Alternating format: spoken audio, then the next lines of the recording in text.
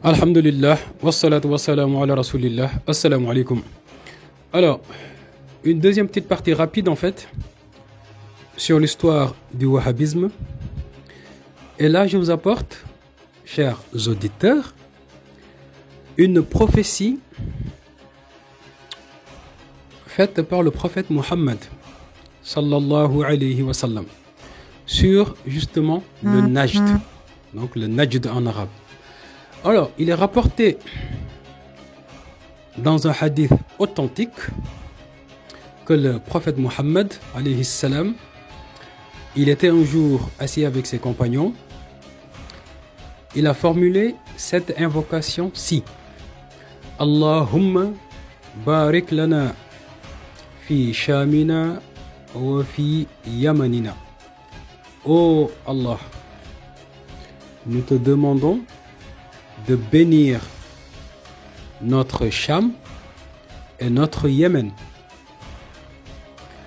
Et les compagnons lui dirent: ô envoyé d'Allah, et notre Najd. Donc, et notre Najd. Il s'est tu.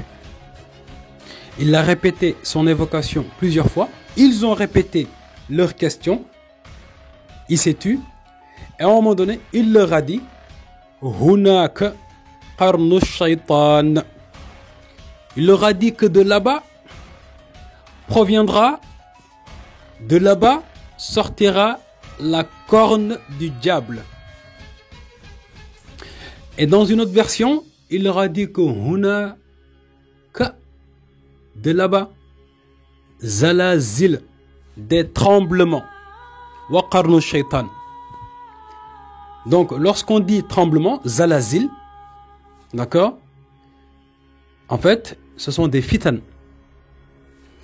Donc, des fitnas proviendront de cet endroit, donc du Najd. Et que sont ces fitnas? De toute l'histoire du Najd, il n'est connu aucune fitna, il n'est connu aucun tremblement de terre qui a eu lieu. Quand je dis tremblement, au sens figuré du terme. Donc, des fitnas. D'accord? Alors, la seule trace de fitna que nous avons du Najd est apparue avec l'avènement du wahhabisme. Donc, vous voyez que la prophétie du prophète Muhammad, sallallahu alayhi wa sallam, s'est bien appliquée ou bien a été illustrée par le wahhabisme.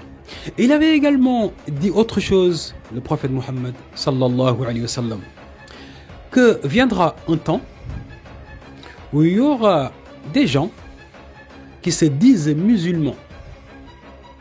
Ils te diront des propos d'Allah, ils te diront des propos du prophète Muhammad. Ils réciteront le Coran. Récitation, il dit qu'il ne dépassera pas leur gorge. Il rajoute ceci: ils assassineront des musulmans et laisseront tout tranquilles les associateurs, les non-musulmans. Ils ne leur feront rien du tout. Mais par contre, ils vont tuer des musulmans. Des gens qui ont cette attitude-là, qui ont ce comportement, qui récitent le Coran, lorsqu'ils te parlent de hadith, de tafsir, je te dis, oula, mashallah. Ah, ça, c'est la science qui parle. Mais en même temps, ce sont ces gens qui tuent des musulmans, qui les traitent de mécréants, qui les traitent d'associateurs.